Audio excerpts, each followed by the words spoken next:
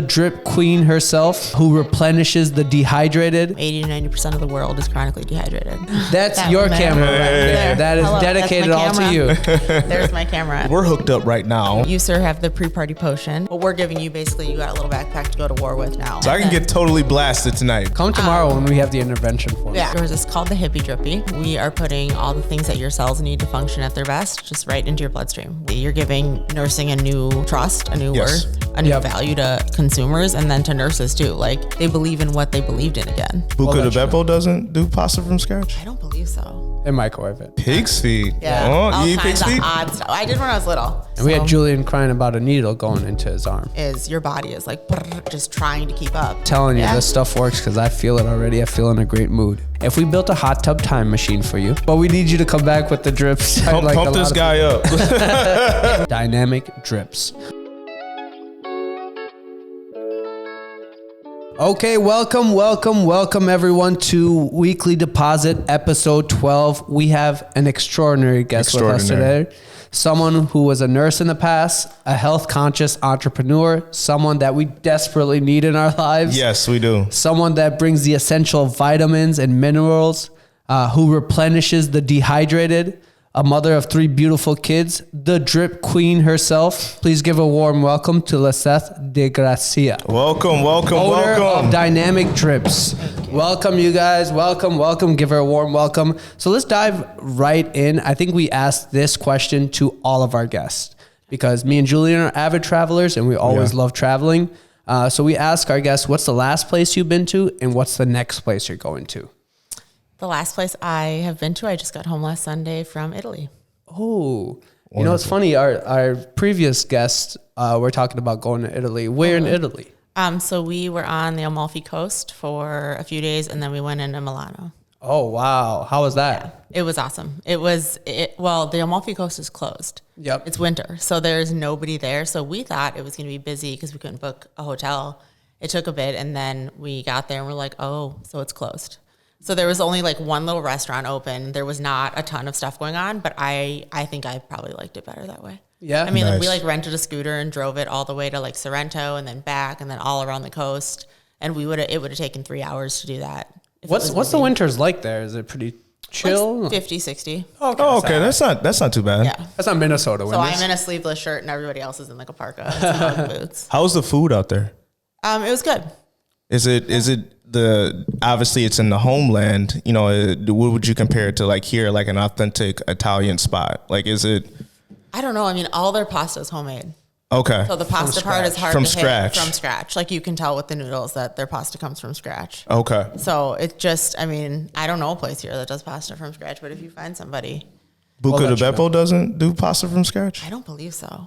They microwave it. Well, they make the noodles like that day. Yeah. And so they might make their own, but they're not, I don't believe they're that fresh. Okay. They had really good strawberries. Like the fruit was super ripe, which was odd. Yeah.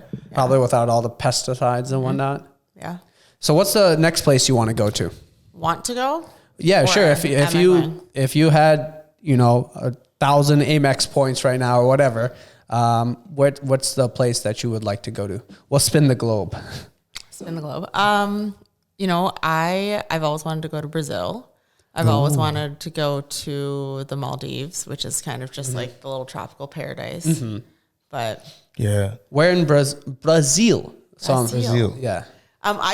Panama is where my family's from. Mm-hmm. So right Central America, just north of Brazil. Mm-hmm. And it's just always been a country that's interested me. I've loved the like rainforest pieces of Panama. Yep. So the weather. The weather is beautiful. All the plants, all that, the nature. Yep. I watched this movie with Carnival in Rio de Janeiro. I was like, I have to go here. It's just like a party. I was like, that's right up my alley. Have you been to any of those carnivals before? Like, does Panama do something similar? Panama has different celebrations, but I actually just went back for the first time in over 30 years. Okay. We went for Thanksgiving, 22 of us, so my whole family. Wow. We came nice. to the U.S. when we were little. My mom snuck us out of the country and forged paperwork and was wanted by the police. And we literally escaped when Noriega took over the government. And then my brother's been back, but the rest of us had not been back since we left when we were little. So we just went back in November. Nice. Yeah, so I haven't been there. That's an emotional thing to go back there. I know it's a beautiful place, but I know that was really emotional for you to see. It was cool for my kids to see. Yeah. No, that's and for us to all be there together, it was cool too. Yeah, I've watched a lot of documentaries on Noriega. That's crazy. Yeah, wild. He was a interesting fella, to say the least. Tell us, you kind of touched on a little bit of it right then and there, but tell us a little bit about your story, because I did read your bio. You're a first-generation immigrant from Panama, like you mentioned. You fled the country at a young age, at 4 years old, with you and your parents and siblings. I'm a first-generation immigrant from a war-torn country. And how is that like kind of growing up here and everything? Because I think I came when I was 2. You came here when you're 4. It's probably a little bit easier for us to assimilate, but not as much for our parents. Yeah. It was different. I mean, it was definitely not a traditional American upbringing. When we first got here and I was in kindergarten, I used to have to go with my dad. I was late for school every day because he wouldn't even walk into the gas station speaking Spanish. He didn't speak enough English. And I would have to help him get home from dropping my mom off at work because we had one car. So just like that thought of like my father wouldn't even walk into a gas station and ask for directions. Like people don't really understand that or have had to really experience what it's like to have your family be dependent on you. Be totally dependent on you, and you don't speak the language. You just left your entire family. Like my dad's face when we were in Panama, this man was the happiest dude I've ever seen in my life. So just little things like that. We always ate odd things. My dad was a chef, but we had like the traditional spaghetti and meatballs, and 20 kids from the neighborhood would be at the door, and then he would make like pig's feet or squid soup or just stuff that they would be like, no. Pig's feet? Yeah. Oh, all you eat kinds pig's feet? of odd stuff. I did when I was little. Okay. I have not forced my kids to eat take pig's feet? that journey. No. Yeah, it's weird being like a translator at such a young age, because I was also a translator for my mom and everything, and it's like, because you don't even fully grasp the language or what you're talking about. No. No, that's very. So you recently went back. Everyone went back. Your dad really loved it. Yeah. How did you feel? Your kids go too? My kids went too. Yeah. Okay. So my parents, the 4 siblings that are my brothers and 2 brothers, 1 sister, and then all of our kids. So all of the grandkids. My mother's father passed away about a year and a half ago. And he left. I was really close to him as an adult. I traveled and taught IVs, and I would always go to where he lived or like a region around there, and I'd go drive even if it was 4 or 6 hours one of the days I was gone, and I'd go take him out to lunch or hang out with him. I always called him. He was a minister for a long time. My mom grew up, or a missionary too, built churches. I would always call him when like hard shit in life was happening. But I stayed really close to him, and I would always tell him that I wanted to bring my kids to Panama, like bucket list, I have to do it.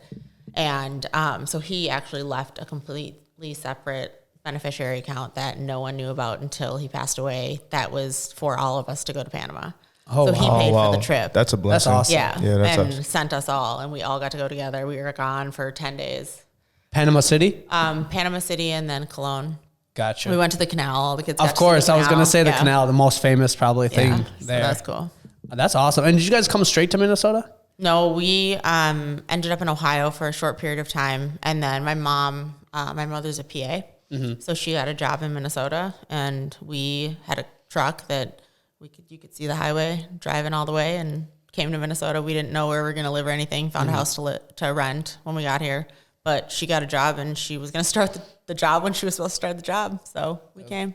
That was kind of the weather shock, the culture shock, everything. Oh, yeah. Yeah, no, it's crazy. And I give it up to first generation immigrants, especially the older ones. Obviously the kids a little bit easier, but the older ones just like come in with nothing and starting from literally scratch and not knowing anyone, not knowing the language. So big ups to immigrant parents.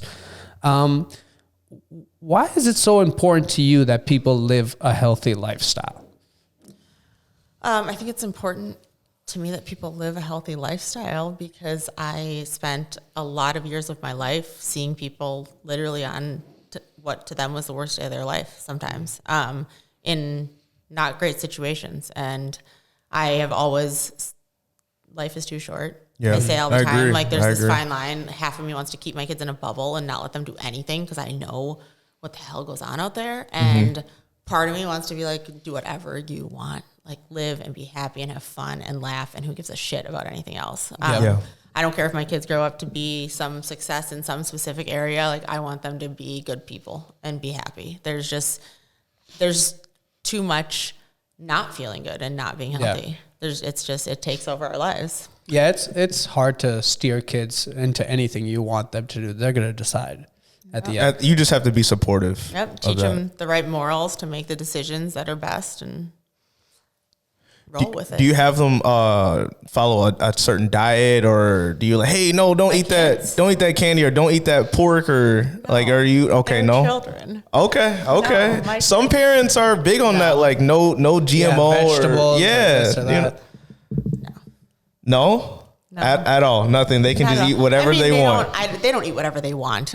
They eat home cooked meals a lot. I cook a lot. That's very good. So they eat a lot of home cooked meals. They eat a lot of meat. They eat a lot of vegetables. They eat a lot of stuff that's made from scratch. That's made well. Yeah. They also eat a lot of restaurant food too when we go places. Okay, and American food and all that. Okay. Will ask me to get Mike and Ike's at the grocery store, and I come home with them. And I mean, okay. Do they like grandpa's cooking? Oh yeah. Okay. Yeah. The squids and everything. No, I don't know if my kids have had the squid soup, but they like his cooking. The squid soup. That's like his American cooking. Yeah, they like lasagna and those kinds of things that he makes. You should just tell them afterwards. That's the best way. Just let them eat it, then afterwards tell them what it was. They eat calamari. Okay. So a little bit. They've tried a lot of stuff that a lot of other kids haven't, but they have not the pig's feet and the squid soup. I can't do that. I don't know. The pig's feet. So I have a lot of family that's in the South, and when you said pig's feet, that reminded me of that. And I don't eat pork. My mom was the only one in our family that did not grow up with like eating meat. Everyone else did, but we didn't. So like fish and all that was big, but pork, no, it's not. And you don't eat pork. No, at all. But chitlins, I was gonna ask, is that a thing in?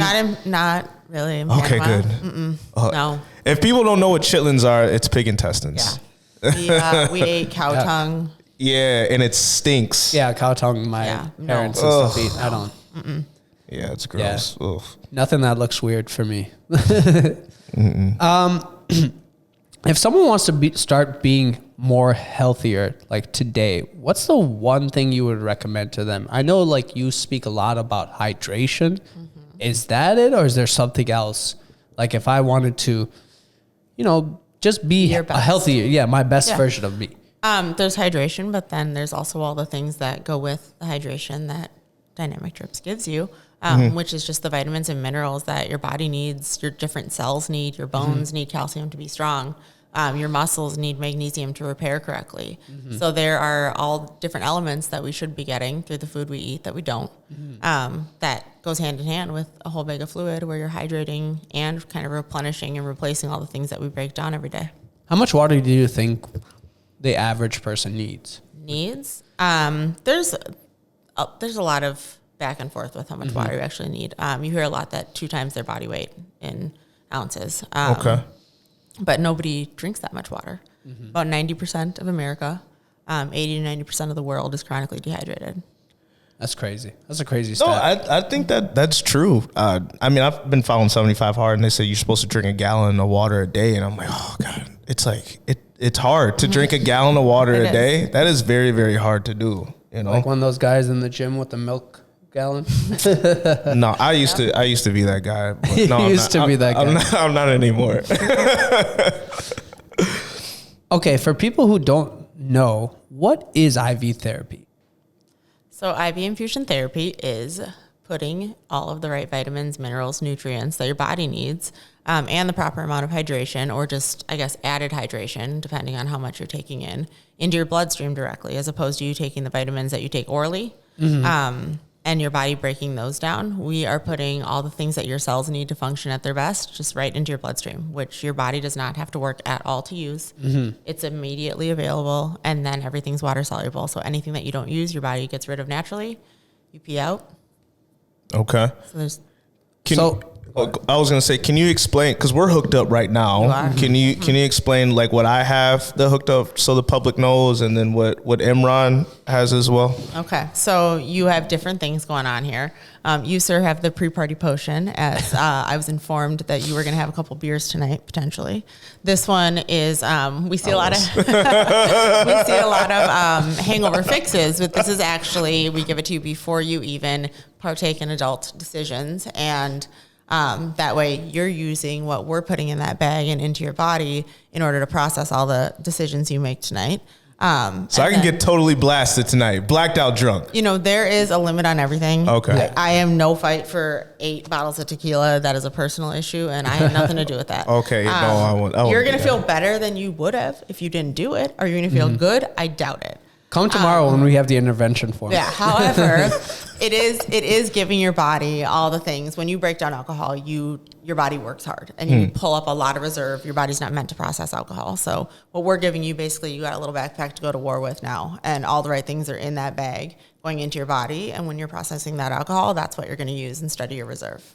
Okay, I like that. That's wonderful. So you're going to kind of just be right where you started, as opposed to way down here and have to recover. And how often could I get these drips? Depends on what your goals are. They usually last 3 to 7 days. Like I said, it's water soluble, but it depends on what your goal is. We have people that are super sick that do 2-3 days in a row just to get back what their body. I mean, when you have a fever, you're literally running in place on the inside. I mean, that's how much you're burning, is your body is like just trying to keep up. And people have fevers with some of these viruses going around for 10 days. Yeah. I mean, think about how much that wears on your body to just literally be like for 10 days. That's all you're doing. It's going to take a little bit. Like one bag of fluid is not going to fix your life, but consistently just giving your body a little push to get back to baseline, you're going to recover a lot better, and you're going to get better a lot sooner. Everything's going to go way faster, and everything's not going to be as severe when it's there. And what about mine? Yours, sir. Yours is called the Hippie Drippy. Yeah. When I asked what our goals were, you talked about stress, which is good. Stress is good. There's stress in being busy, and there's stress in being successful, and that's a good thing. But stress is stress. So the Hippie Drippy was created to kind of help your body and just relax, your mind just settle, and your mood be just a little bit better to process the stress that comes. So it's not going to eliminate the stress in your life. Mm-hmm. It's just going to give you the tools to not get amped up about it. Yep. So I'm going to need this every morning when I'm prospecting, for sure. When I'm making those tough phone calls. Okay. So you inspire a lot of people, I'm sure, right? You inspire a lot of people, a lot of young people. I'm sure you do. Probably even come your on, kids. you do. You for sure do. But who are some people that inspire you? Where do you get your inspiration from? Where do I get my inspiration? Your drive, your inspiration. My parents. Okay. Hands down. My family. My family is super hardworking, super strong. Like I said, we came to this country with literally nothing. Mm-hmm. We had every single one of us in a pickup truck with everything we owned in the back, and for a family of 6 when we came to Minnesota. And my parents both worked their ass off full time. My family's just always been super loyal to each other. We're super close. I have 2 older brothers and an older sister. I'm the baby. I'm the youngest of 4. Mm-hmm. And we just always have each other's backs. We're always there to get done what is needed. So my family, huge motivation for sure. In my nursing career, I've had a number of people that have influenced it, just other nurses. Mentors, per se. Yeah, mentors, nurses. The business world, I have a whole new level of respect for people in business. They're entrepreneurs, yes. Yeah, that are entrepreneurs. My significant other, Dave, he is super successful in the business world. He has done a ton in the time he's been in the industry, and he tells me, he jokes, and he's like, you work harder than I ever did. Like, I don't even know what to think. Like, it just is a whole different monster. Mm-hmm. And I just have a whole bunch of respect. So I look up to him a lot in the business world. There's a number of people that I see that are out there that are other women that are doing it right. Yes. Alisa, Honey Aesthetics, she's one chick. She started something awesome. She's got a reputation. She's got a following.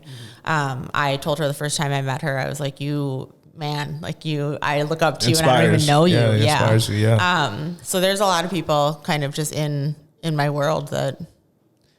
Did you say your significant other's name was Dave? Mm-hmm. I think we were talking to Alec about getting Dave on the podcast as well too. He'll do it. Dave would come? Dave would come. Okay. We're going to use you to get Dave on the show. No, but we need you to come back with the drips. Yeah. We'll get him. He can I'm drip already too. feeling he can drip. Yeah, we'll have Dave. Yeah, He'll drip with you. Yes, we would love that. I love it. I love the new slang term for drip. I know. It's funny because when I chose the name of the company, I didn't even it wasn't even cool then. Mm-hmm. I just didn't want it to say Infusion. I just wanted it to be something different. And I did not know that that's like slang for clothing for like young people. Like it's like a cool, and it's kind of been coined here too, which is awesome. No, I like the name. It's a catchy name. It's very, it's a catchy name. Yeah. Dynamic Drips. What does the word faith mean to you? It means to believe that. I tell my kids all the time, everything will always be okay. I think it's just an overall trust in whatever it is above that guides our lives. I mean, you got to have faith. You got to believe in yourself. You got to believe in other people. You have to, even when you don't want to. So I think just always having hindsight of everything's going to be okay. Like, and just trusting yourself. Trusting yourself. Getting out there. God, trusting, the people that you look up to. Yes. The people that you talked about, mentors. You look up to people and you learn things and trust those people when they give you advice if they know what they're doing. Yeah. Yep. And I'm sure starting this out, you've been through some trials and errors, and you just keep on going and just figuring it out as you go, I have no idea I had no business, nothing when I started. I didn't even have, people will be like, did you see this? Like other nurses. I didn't even know if I was going to have other nurses. I don't know. I just started doing it and then got busy enough to I need help now. Yes. And then I just kept needing more help. Yep. That's entrepreneurship, 101. Just do it, and the rest will figure itself out. You'll figure it out as you go. Yep. I was just saying, I don't take any, every time somebody's like, do you want to be at this? Do you want to be at that? I'm like, yep. I don't care what it costs. I don't care what it takes. Let's go. Well, we appreciate you coming on the podcast and taking the time out of your day. Because I'm sure that you're busy. I've seen your marketing. I've seen your videos and all that. I'm like, man, this is really, really cool. Thanks. Yes. Yeah, and we'll shout out your IG and everything, all the social media here at the end. Would you say you're kind of a spiritual person or? Yeah. Okay. And that's where the faith ties back into. That's awesome. Yeah. What does faith mean to you? I mean, it can mean a lot of things. For me, I think I found faith when I was at my lowest points in my life. It was more of a hope thing of me growing and just keep on consistently just going and believing in higher power. Some people don't believe in higher power. Some people do. I do. So allowing that thought for me to grow is what got me to I think you need have faith in life, in business and personal relationships. Wherever you have to have faith. There's some ups and downs, and I'm sure you've probably already gone through it because I think you mentioned you were in business for a year and a half, coming up on 2. Yep. Goes by fast, doesn't it? It is crazy to say that. It is crazy to say it. I'm like, wait, what? No, but then it's nuts. Time flies when you're having a good time. It doesn't seem like almost 2 years. It seems like more like 3 months. Well, I worked full time. I worked 48 hours a week until May. So I've only been not working full time for 9 months now. Yeah. So it's and even to say that is what? How many employees do you have under you? I don't have employees. I have nurses. But, nurses. I say. 14, 15. Oh, wow. Yeah, I've got 4 that I talked to last night that are interested that all would like to move forward in the onboarding process. And then I've got another Zoom meeting with 5 or 6 other nurses on Wednesday that are interested, and I've probably got 10 other resumes in my inbox. I think what you're doing is giving nurses opportunities to get into this field with you too, because I've seen the nurses strike. They're happy again. Yeah, they're happy they again. Like being nurses, yeah, that's and they feel huge. valued and they feel worthy, and they're like, holy shit, people are happy to see me. I get to their house and they're happy. And then they hug you, and then they buy your kids Christmas presents, and they know your birthday, and it's they're building relationships with these people. I've had 2 nurses in the last week cry because of patients, just because they care so much about the person. So it's crazy. You're giving nursing a new trust, a new worth, a new value to consumers, and then to nurses too. They believe in what they believed in again. I know quite a few nurses. There's some nurses that's going to be watching this episode too that are big fans of the show. Man. So what you're doing right now is great. Yeah, I think you touched on a key word there for us is building relationships. Yeah. And that's so important in whatever business you are, right? Building those relationships, knowing, hey, kids, this, that, birthdays, anniversaries. So it's big in whatever business, whether you're, doing IV therapy, drips, or you're doing a real estate business, relationships is probably the most important thing. Oh, absolutely. Yep. So you worked at Regents Hospital. I did. Which is one of 2 trauma centers here in Minnesota. I know this because I worked there at one point too. Yeah. It's a pretty stressful place, just like you were mentioning, especially for nurses. What made you want to be a nurse? What was that experience like? And then how did that kind of shape you into this new venture you're taking on? So I wanted to be a nurse. My mom was in healthcare. I was always interested in the medical field. I wanted to be a nurse. So I had my oldest child. He's 19. I got in a really bad car accident when I was pregnant with him and had to be induced and have him a little bit early. And it was just not a good experience. I had one nurse that I absolutely loved. And I had one nurse that I graduated high school 6 months pregnant. So I was pretty young. And I had one nurse that definitely made me know that I was very young and didn't know shit. And I had another nurse that was just the nicest person in the world. And I was like, I want to be like that nurse. And that was honestly what caused me to want to go to nursing school in the first place. And then as a nurse, I jumped into the ER and trauma pretty quick. I worked at North Memorial as well, which is level 1 in Minneapolis. Yep. And then St. Paul at Regents. And with that, I started, right when I started ER, which is years ago, I started teaching IV insertion. So I actually have worked for Smiths Medical, the company that manufactures the device that's in your arm, for about 10 years as a nurse educator. So I have traveled all over to different hospital systems in the U.S. and physically taught the nurses like the skill of the different pieces of the device and how to use it, how they are best for the patient. We only use Smiths products. And that is because they're literally manufactured for your comfort. So I've taught that. And then I've also taught at St. Kate's. Their master's PA program has been open. I think this is year 10. Forgive me if it's 11. But right from the get-go, PAs have to learn a lot that doctors don't necessarily do or learn, but that nurses do. So it was originally like hey, which parts of the ER you do ER? What do you know? What can you teach? Can you teach this? Can you teach this? When the program was just forming. And then it turned into a regular thing. So I teach IV insertion as part of what I teach them. I lecture on fluid balance and the different kinds of fluids that can go in for different things. So it's always been like my jam. I can put an IV in anyone. I did vascular access at Children's Hospital. So it's just always been like, there's plenty of things I have no idea about in nursing. IVs are just my thing.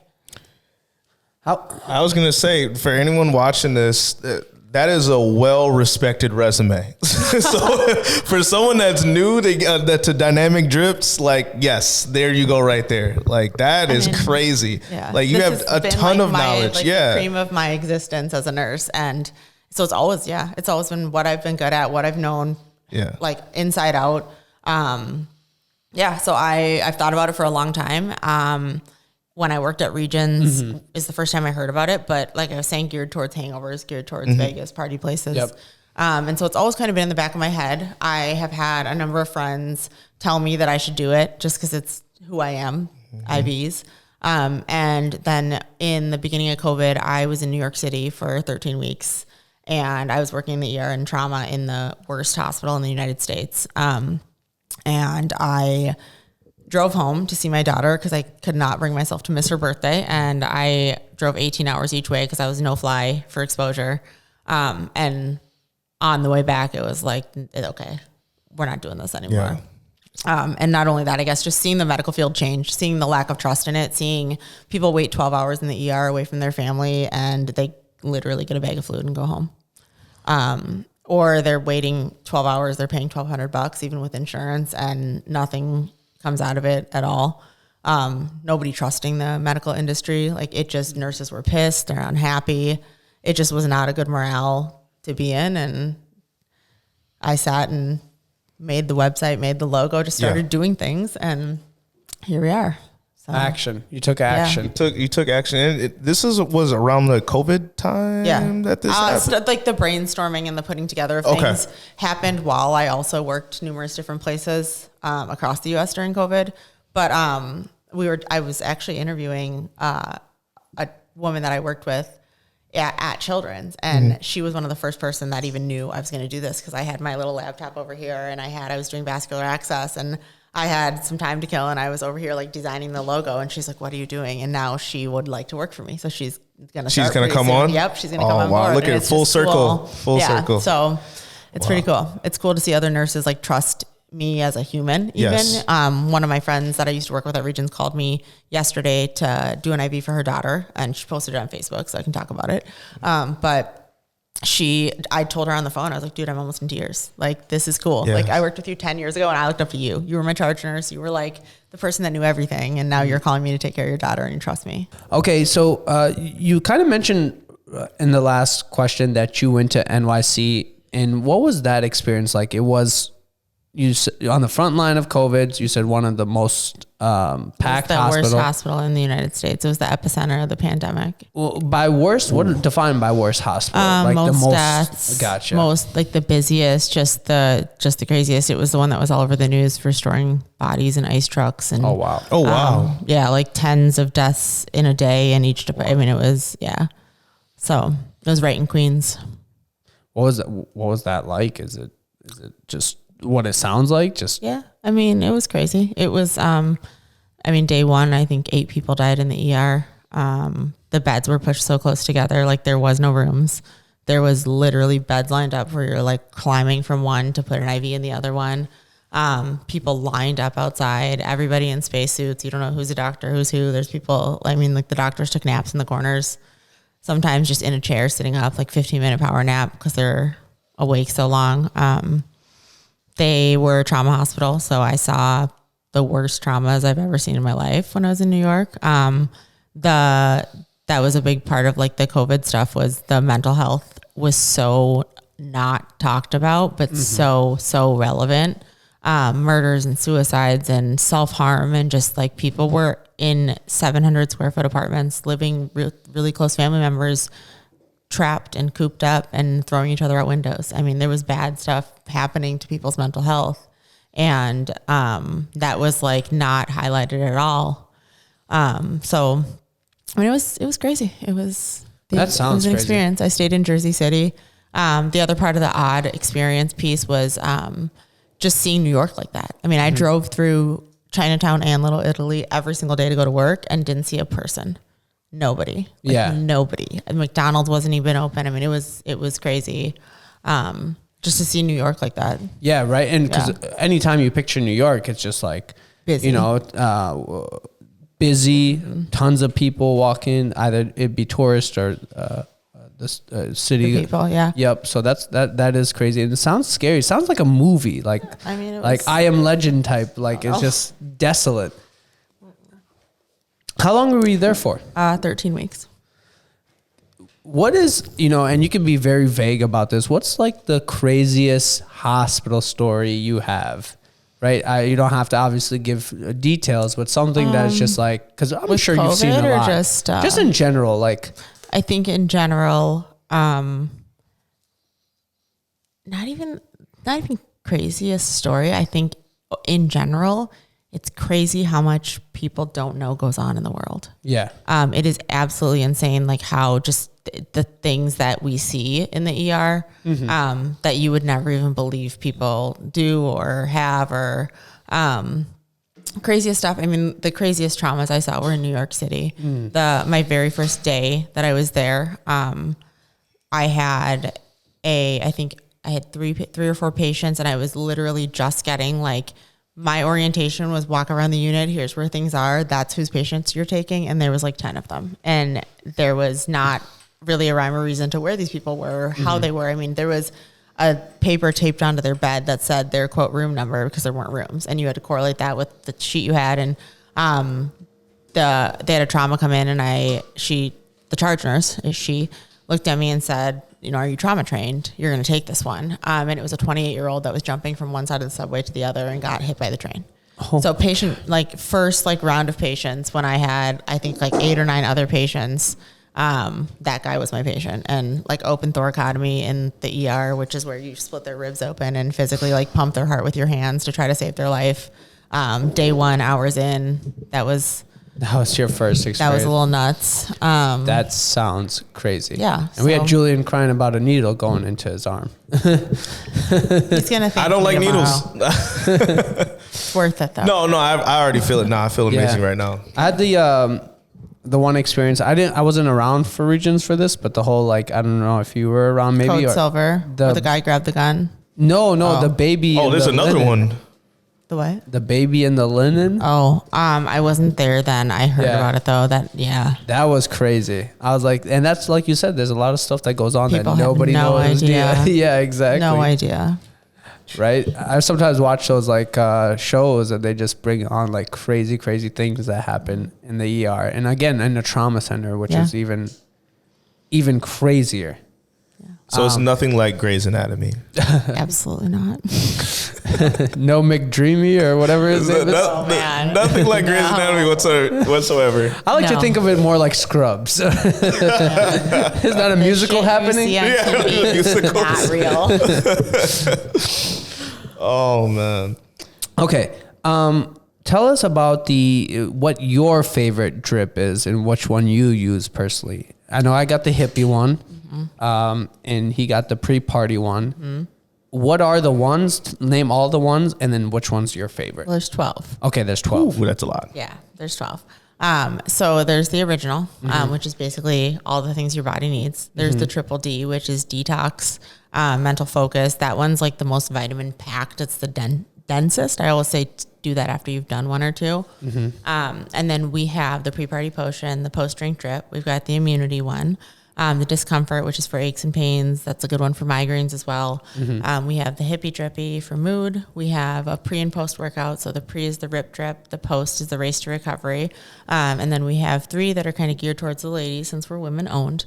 The Drop Dead Gorgeous, which is hair, skin, and nails. And then we have a skinny drip, which increases metabolism and energy. And then we have the damsel in distress, which is kind of geared towards women during that time of the month for the cramping and the bloating and the mood and all the things we don't like feeling. That's a top seller, I bet. Yeah. It's actually a game. I mean, that's a life changer. That's one of my best friends from high school. Her daughter's been doing it religiously for a year and her symptoms have like almost all the way dissipated. So it's pretty cool. My favorite is the Rip Drip, the pre-workout one. That one, hands down, I think I use the most probably. I train for Olympic weightlifting for competing and I lift a lot of heavy weights and my workouts are pretty strenuous. And it just gives you don't get to that point where you're just like, oh my God, how much do I have left? I do because my trainer tries to take my life regularly, but you just don't get super fatigued. And then afterwards, like end of the day, when you have those big muscle workouts, you can tell like you're just like, dude, I'm drained. Like I just feel like just crumping. Depleted, you don't feel like that. So I've worked out. I've done it at like 9 a.m. worked out earlier in the day and then gotten to like 10:30 at night where I'm still running around doing stuff for my business. And I'm like, okay. And then you're also not as sore. So your muscles recover better. You put in, there's an amino acid blend in that one that you can't really take orally. Put it in your bloodstream and it increases the production of nitrous oxide, which increases human growth hormone, both the production and your body actually like releasing it and using it. So it's literally repairing your muscles from the inside out, like cell by cell. Yeah. Yeah. Okay. So if I'm weightlifting and say, hey, I want to, gain 10 pounds of muscle, then I should take that regularly. You should eat more. Well, I know that, but I'm just saying for your training to get bigger. Yeah. I mean, it would help you. Yeah. It would help a lot. Okay. If you think about like when you train, when you're sore, when you try to grow your muscles, you want 10 pounds of muscle, you're ripping your muscles. Yes. That's how they grow. They're ripping and regenerating and bigger now because they're scarred and growing and replenishing. So if you're tearing your muscles apart, they have to recover until they can even take on the same amount of torture as you just produced. So if you give your body what it needs to recover your muscles and your cells are now super strong instead of depleted and weak in order to recover that muscle and make the pain go away, make the inflammation go away, your next workout's better too. Okay. Is that why you asked us if we were going to go work out? Yeah. I really wanted you to say you were going to, but I did before. Yeah, I did before. That's all right. I got you next time. Next time. For sure. Next time I want to try that. Next time. Because that does sound like I'd rather take that than like a C4 or something. Yeah, you don't get the tingles. You don't get. I mean, it's natural. It's vitamins. Felt like a drink of Four Loko or something. Yeah, don't do that. That stuff is bad. Have you had C4 before? I have. My ears, they tingle. They tingle your ears? Yeah. My hands like the tops tingled. of my ears. That's weird. My hands started to tingle and I was like, no, it's not for me. Yeah, it gets jittery and stuff like that, and I don't like it either. So I just have a glass of coffee and I'm like, okay, let's go. Oh, now you got a rip drip. Before the workout? Oh, okay. Yeah, let's do it. I'm game for that. Let's talk a little bit more about, dynamic drips. Why is it healthy for the body, and who would you say is kind of who it's for? Is it for everybody and anybody, or would you say it's kind of geared towards a specific people who, like you said, some people who work out, some people who are sick, or a little bit for everyone? Both. Okay. Each infusion is geared towards a different set of symptoms and ailments. However, proper hydration, the right vitamins, minerals. I mean, I say think of it like that bag has everything. If you had in the meal you're sitting down eating was organic fruits, vegetables, red meat, the right leafy grains and all those things, and then you had exactly the right amount of water that your body needs. That's what we're giving you. So there isn't a person in the world that can benefit from it. That's one of the things I love about it is that we can tailor it to you. So we can put out 12 things that are completely different, each one of them, and has a different purpose and a different feeling with it. So I think it could benefit everyone, and then I think targeted demographics too. Gotcha. Is there any side effects to this or no? I like to tell people the biggest side effect is addiction, because you feel real good and then it starts to go away, and then you're like, I want that again. Where'd that go? Okay. I mean, think about if you ate right. If you eat right 3 days a week consistently in 6 months, you're going to feel pretty good. Yes. Yep. And then you stop eating right for 2 weeks, you're going to slowly be like, damn it, I need to do that again. Yes. So it's kind of the same thing. You're putting the right things in your body. Your cells are literally happy and functioning, and we're not supposed to walk around like mad we're walking around. We're supposed to wake up and want to do things with our lives and want to live happily. And we don't, because we're not good on the inside. Is there one that's kind of geared more towards like a vitamin D, since the lack of sunlight we get here in the So if you want today, I'll give you a vitamin D injection. Vitamin D is fat soluble, so you can't put it into an IV. It's an injection into your muscle. So in the fat cells in your muscle, your body holds on to that, and then slowly over time it dissipates. So you get a really good, like, subtle level of it, and you're not blasted with it. So the way that it goes into your body is different, but every time your heart beats, your blood picks that up through your muscle. Gotcha. And then puts it all over your body. That's why I feel like some we can definitely people do a vitamin are, D injection today too, if you want. Yeah, I think that's why. Pump this guy up. I'm real happy. I'm in a great mood right now. So this is testimony. The hippie drippy, man. Testimony, yes. She looked at me and was like, "This guy needs the hippie drippy." I saw it in his eyes. Okay. If we always ask we always like to ask this question. So the beginning question is a travel question, and then this question at the end we always like to ask too. If we built a hot tub time machine for you, what are a few things you would tell your past self? It's my favorite question. Oh dear. What are a few things I would tell my past self? I think I'd tell my past self that even more that it's going to be okay in certain moments. I'd tell my past self, I think exactly what I'd tell someone that was my age at any certain time. I mean, I genuinely think I try to live my life to be who I needed at whatever point for whoever it is. So I think that same advice would go. I mean, just what I learned. I think you grow so much as a young adult. Literally, I think from like 26 to 28 to like 32, like you change like 180 in who you are, and you really, I think it takes that much to really find yourself and get to a level of life where. So I think just don't doubt yourself too young. Don't ever doubt yourself. Period. But definitely don't think like you have to have it all together.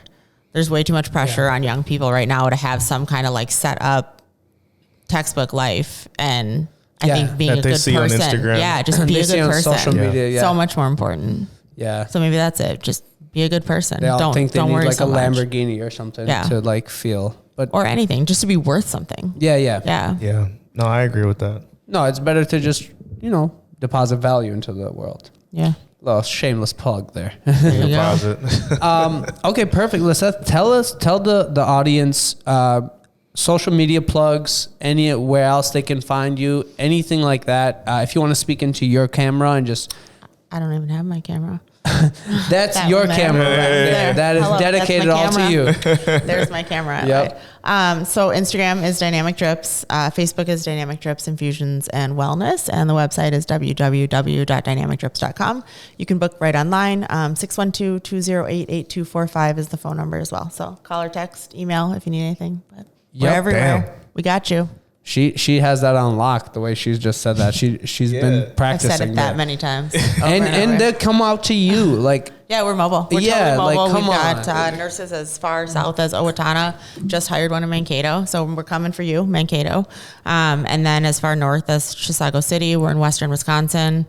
The convenience is there, guys. So you're everywhere in the Twin Cities. Everywhere in the Twin Cities. What's hours of operation? Like 8 a.m. to 8 p.m. daily. We will come through for you. So if it's outside of those hours, call me. I get weekly. that late night rager. Oh, I get weekly phone calls at like 3 a.m. that are like, I need an appointment for 2 p.m. I got to be somewhere by 3:30. I'm like, okay. Jeez. Done. I'll answer. Okay. You'll answer? Yeah.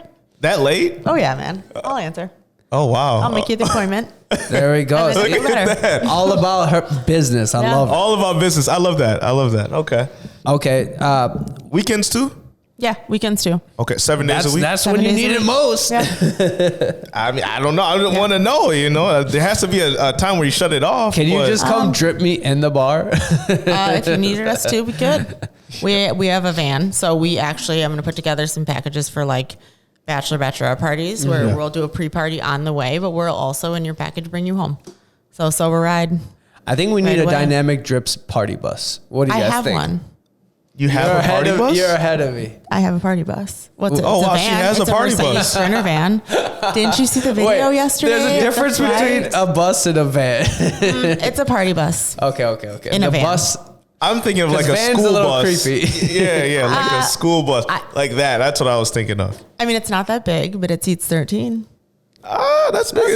That's Okay. And it's all decked out. It's got the lights. It's Yeah, got I saw the it in the radio. video. Yeah. Can we Oh, yeah. take a And ride it has in the the bus? IVs. You want a podcast from the Yes, van one yes, day? would be yes. cool. Let's do that. Let's set that Next, up. Okay. next episode with Dynamic Drips and Lisseth will have that. See, the hippie thing is kind of already getting me. It's a little- kicking in. We'll get you Slurring on my site. words You guys here. can talk to the people. You Let's can do come to an it. event or something. Yeah. We can Let's have do it. like a little mic and just walk around and ask. This is testimonial. I'm telling you, Yeah. this stuff works because I feel it already. I feel in a great mood. So, Oh, boy. Thank you. Oh boy. Don't get too wild today. All right. Okay. Thank you so much, Lisseth. Thank you for coming in. Thank you for your time. We thoroughly enjoyed this podcast. do. Probably one of my favorites. We hope you come back in the future when your empire is global. You don't forget about little old me and Julian. Guys over here at Weekly Deposit. Yeah. I mean, I can't tell you how much we really needed this IV therapy. I know Yeah. Alec You did. told us I about did, it. I did. Yeah, I did a lot. And it's amazing. Is there? You're on Google. I'll write a Google review. I will write a Google 5 review. stars only, please. 5 stars, of course. Yeah. If I can, I'll hack the system to put 6. I highly recommend That's the it to hippie drippy everyone. talking right there. That's what that is. I highly recommend everyone go visit the website and get some drip therapy. You guys, please comment, like, subscribe to the channel, get the drip. Tell us what you need, what vitamins, minerals. Please contact Lisseth and the Dynamic Drips team. They will come out to you. They make it so convenient, literally. Like you just sit there and you can veg out while she just plugs you and, play your video games, your Call of Duty or whatever you're doing, and get the Dynamic Drips. Thank you, Lisseth. We appreciate your time. Thank you. Yes, and we hope to have everyone back for episode 13. You guys, thank you so much. It was great podcast, everyone. We love you. Like, comment, subscribe. Thank you. We're out.